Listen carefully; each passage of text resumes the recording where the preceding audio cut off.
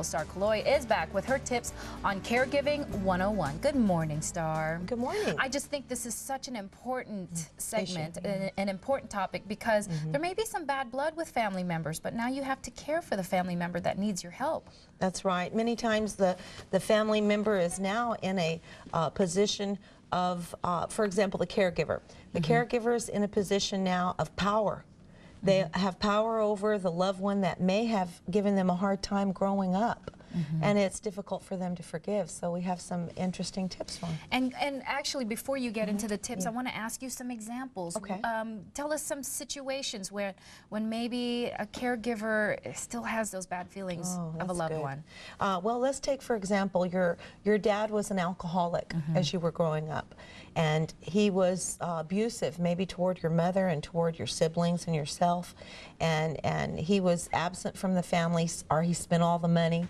And you grew up having to clean up after him, having to go haul him out of bars or whatever, put him to bed at night. You couldn't have your friends over. That caused, and we've seen a lot of that in our counseling. And now that he's older and frail and helpless, possibly with dementia, now you are you've carried that resentment and bitterness with you all these years. You don't know what to do with it. Okay, and so now, today, let's say the caregiver says, okay, I've got to care for this. First of all, you know, a big hand to the person that is taking on the responsibility. And so what do you suggest for that caregiver? Okay, well, first of all, Eileen, what we tell people is, are you doing this? Are you expecting justice for others and mercy and grace for yourself? Okay. Many times we go along, and if someone does something to us, we want justice. We want justice. We want them to get it back. We want payback. But when it comes to ourselves and we do something wrong, we want to be forgiven. We want mercy and grace from the other. Why aren't they forgiving me?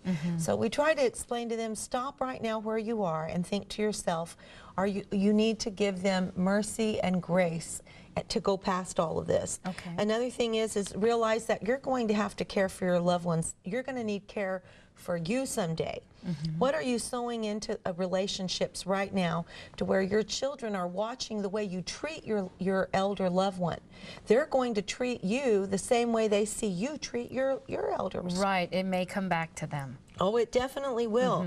Also, being ugly to an elder because of what happened to you in the past, or holding unforgiveness, actually toward anyone, this includes husbands and wives or anyone, is like drinking poison yourself and expecting the other one to die from it.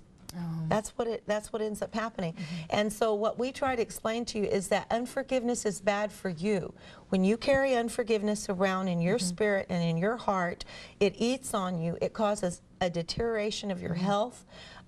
It can cause you to have great depression and hopelessness. So some of the tips that we have for all of this is, number one, of course, we always recommend that they join a support group, because once you get out of the situation yourself and get involved with other people, it takes that focus off of yourself, okay, and the pity that you're having yourself. Right. I'm going to stop you real quick and just ask you, you should probably get your whole family involved in this, because there may have been some stories throughout the years that you've shared with them that, you know, when this happens, you think, okay, now how do I get them back into this family, right? That is so excellent. Let's say that it's your children and they grew up knowing how ugly your dad was.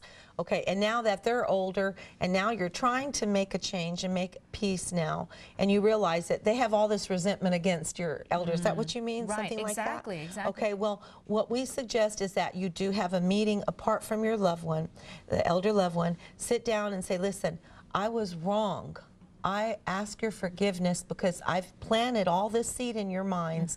Now Dad really needs our help. He's not the same person he used to be. Because, Eileen, we all change. We all grow. And we have to accept growth and change in others as well. And he may not remember any of that anyway. Right. He's a different person completely.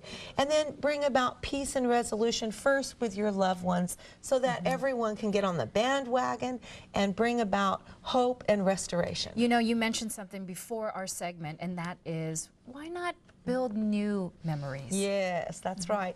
Well, for example, you may have your photo albums. Some of the photos in the photo album may even bring back bad memories for you. It may bring bad memories back for your loved one. So what we suggest is take some new photos. Take new pictures. Develop a brand new photo album with happy memories. That's one thing. And then also another thing is bring your friends and family over after they understand your new standpoint on this issue, and create new parties and new fun, and talk to them about, not just about the past, but talk to your loved one about what they just did 10 minutes ago. Many times they don't remember beyond that anyway. So it would be good to include this in. Another thing is videos.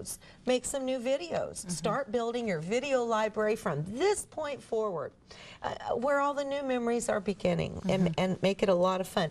And a wonderful idea is to get a small pet for your loved one. Okay. A pet is a great idea. It can be a little kitty or a little puppy, something that he likes, or a bird, or a fish. But you can't take a fish for a walk, but you might want to get a little puppy, so that way when you take him outdoors for a walk, that could be a new routine and a new memory. Okay, well, some really good advice there, Starr. And once again, you know, you can always tune into Starr Calo-oy as well as Bob Calo-oy for more tips on KKYX at 6:80 a.m. every Saturday morning from 8 to 9 a.m.